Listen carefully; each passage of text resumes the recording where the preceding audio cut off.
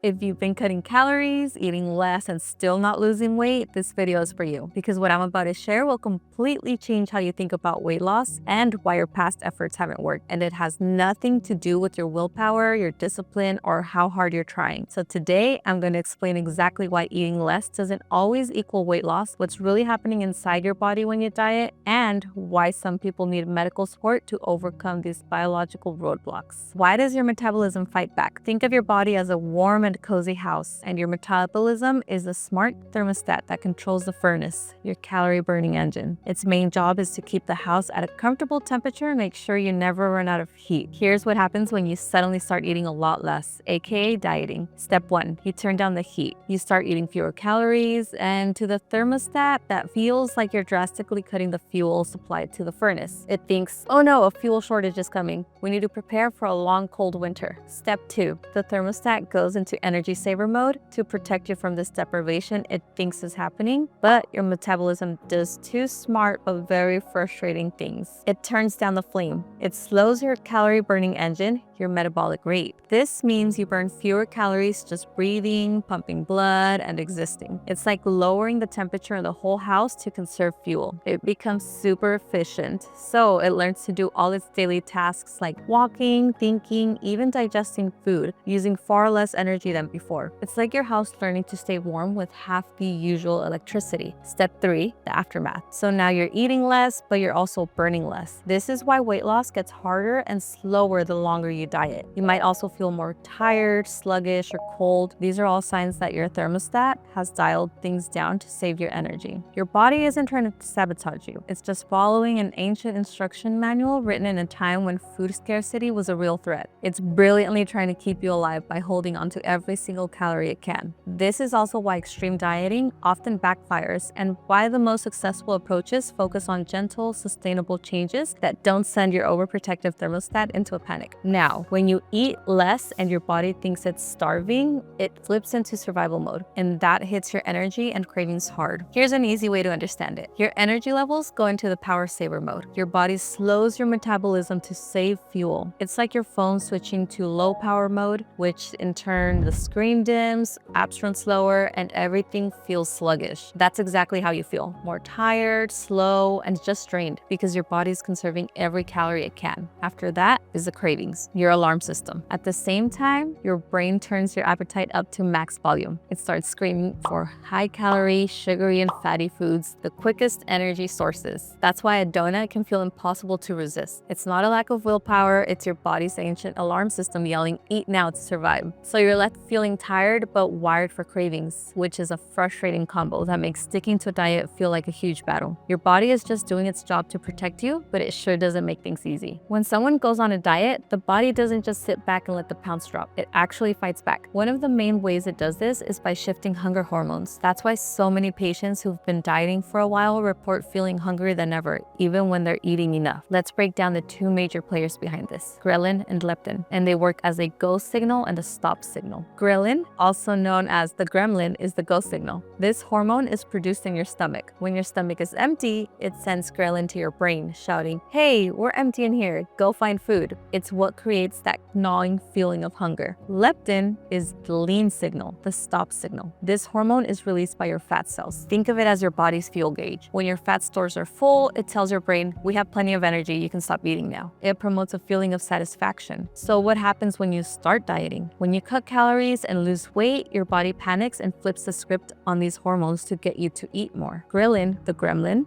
goes crazy. Your empty stomach starts producing more ghrelin than before. It's constantly yelling, go find food, feed me, louder and more often than it used to. So you feel physically hungrier more often. Leptin, the stop signal, crashes. Since you're losing fat, you have fewer fat cells sending out the we're full signal. Your leptin levels plummet. It's like your car's fuel gauge is broken and always reads empty, even when you just ate. So you don't feel satisfied after a meal like you used to. In a nutshell, dieting literally changes your body chemistry. It turns up the volume on your hunger and turns down the volume on your fullness. You're not imagining it. You are genuinely biologically hungrier. What I observe in patients who've been dieting long-term, this hormonal shift creates a really tough reality that I see all the time. Patients often describe it like this: I'm always thinking about food. Their brain is constantly receiving ghost signals, so food is always on their mind. It's exhausting. I can eat a full meal, but I don't feel satisfied. The food is in their stomach, but the stop signal is so weak that it doesn't register in their brain. They feel physically full, but mentally hungry. My willpower is just gone. They've been in survival mode against these powerful biological signals for months or years, and they are just burned out. It feels like a losing battle. I crave carbs and junk food like crazy. This is their brain seeking the quickest, most dense source of energy to fix a perceived famine. The hormonal signals make high-calorie foods almost irresistible. Now, why can't willpower alone just fight these biological responses? Willpower alone often fails because you're fighting deep-rooted biological survival instincts, not just a lack of discipline. Your body responds to calorie restriction by ramping up cravings and shutting down your energy, much like a forced survival mode. These unconscious drivers are designed to overpower conscious will, exhausting your mental resolve and making you feel nearly impossible to sustain. It's not a character flaw, it's a mismatch between your goals and your body's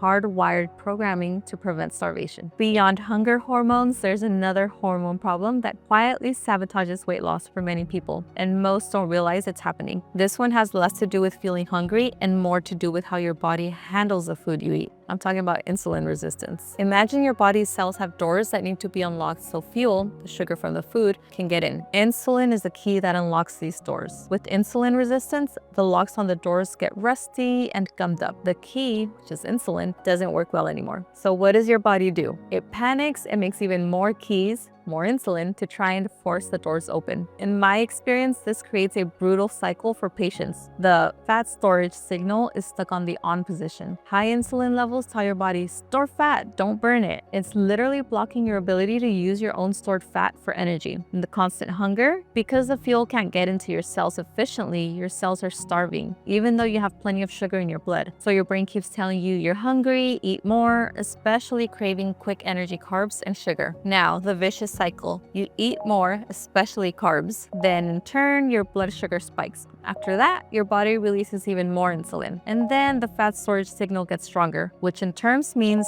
weight loss gets harder. In a friendly nutshell, insulin resistance is like having a broken thermostat that's stuck on store fat. You can eat less and move more, but your body is biologically fighting you every step of the way. This is why fixing insulin resistance is often the first and most important step to making weight loss feel possible again. Why do some people seem to gain fat more easily than others? Our bodies are set up by many different genes to hang on to energy, a survival trick from when food was scarce. But now that food is everywhere, those same genes can make it easier to put on extra weight. Some of the main reasons this happens include a lowered metabolic rate and enhanced metabolic efficiency, requiring fewer calories to maintain basic functions. Another thing is dysregulated appetite hormones, such as elevated ghrelin, lowered leptin, and PYY, leading to increased hunger and reduced satiety signaling, and a genetic predisposition for efficient lipid uptake and storage in adipose tissue. On top of genetics that makes some people store fat more easily, stress can also play a big part. When cortisol, the stress hormone, goes up, it often leads to stress eating patterns I see in a lot of patients. Some of the most common cortisol and stress eating patterns that I've seen are craving comfort foods. You're intensely drawn to sugary, salty, or high-fat foods like cookies, chips, or pizza because they temporarily calm the brain's stress response. Late night snacking. Stress disrupts your normal hormones, making you feel genuinely hungry at night when you should already be winding down. Never feeling satisfied. Chronic stress can block fullness signals, causing you to eat past the point of comfort without feeling satisfied. And the last one, eating to soothe. Food becomes a tool to numb feelings like anxiety, overwhelm, or boredom, rather than to address the physical hunger. These patterns are especially tough on weight loss because cortisol also encourages your body to store more fat, particularly around the abdomen. Imagine your metabolism is a cozy fireplace, burning calories to keep you warm and energized. A healthy thyroid keeps the fire burning at a perfect warm pace. And underactive thyroid, a common issue called hypothyroidism, is like someone turning the thermostat way down. The fire becomes a tiny, sluggish flicker. Even if you're doing everything right with your diet, an underactive thyroid makes weight loss feel nearly impossible. Some things that I see in patients are the furnace is on low. Basically, your body is simply burning calories, but but at a much slower rate. You could be eating the same number of calories as your friend, but their body burns it efficiently while yours stores more of it as fat. It's not fair, but it's biology. The energy crash. The metabolic fire isn't just for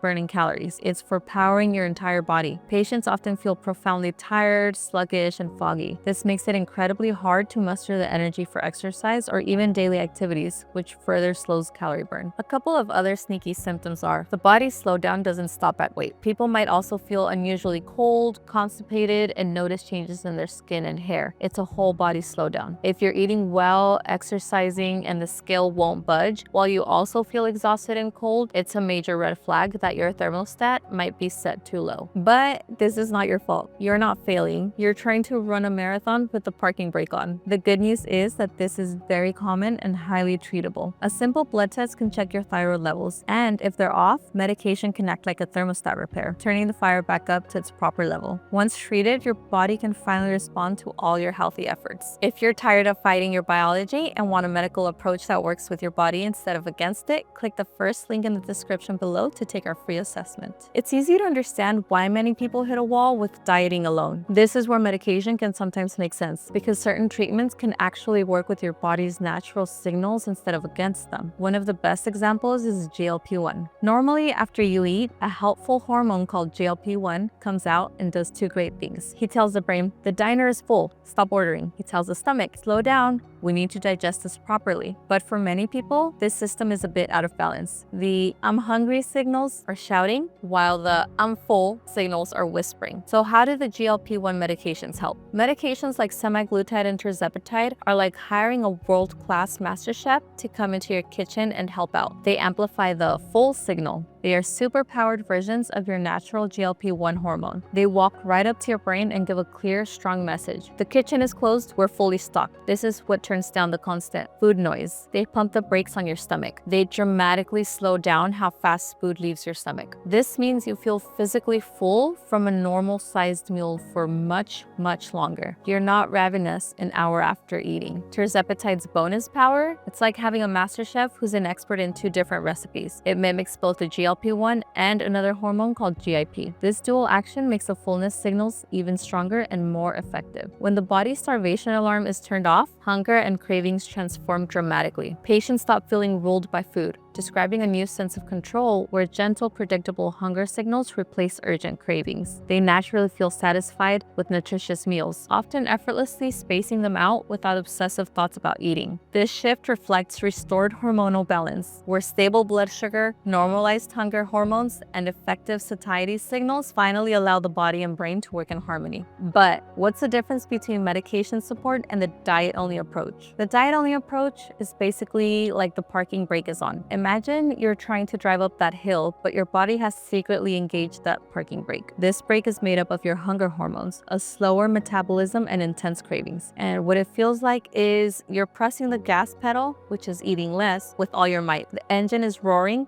and you're using tons of willpower, and you might move forward a little, but it's exhausting, slow, and unsustainable. Eventually, your leg gets tired, you let off the gas, and you roll right back down. It feels like a frustrating battle against your own car. But the medication-supported approach is more like releasing the brake. When we use GLP-1 medications, it's like we finally found and released that parking brake. It feels like you're still in the driver's seat. You still have to press the gas by making healthy choices and steering, which would be the exercise. But now the car moves forward smoothly and steadily with normal pressure on the pedal. The journey is still a climb, but it's no longer a brutal, exhausting fight. You have the energy to focus on the road ahead. You are the same skilled driver in both scenarios. The difference isn't your willpower or dedication, it's whether the mechanical parts of your body, which is your biology, are working with you or against you. Medication-supported weight loss isn't a cheat. It's a tool that fixes the underlying mechanical issue, allowing your own hard work and healthy choices to finally pay off. It turns an impossible climb into a manageable journey. Based on my experience, patients who benefit most from medical support are those whose biology body actively works against their efforts. This includes individuals with hormonal conditions like PCOS or hypothyroidism, those who have diligently dieted and exercised for months with minimal results. They basically do everything right and nothing works. And those whose hunger and cravings are so overwhelming, they lead to a cycle of failure. We determine more help is needed when there's a clear mismatch between a person's consistent efforts and their body's physiological resistance, such as a stalled metabolism, intense food preoccupation, or lab-confirmed issues like insulin resistance. In these cases, medical intervention isn't a shortcut. It's a necessary tool to correct the underlying biology so that diet and exercise can finally be effective. The reason you're not losing weight isn't because you lack willpower or aren't trying hard enough. Your body has powerful biological mechanisms designed to maintain your current weight, and sometimes you need medical support to work with those systems instead of fighting them. If you want to see if a medical approach could help you finally get the results you've been looking for, take our free online assessment now by clicking the first link in the description below. Subscribe for more videos like this, and we'll see you in the next one.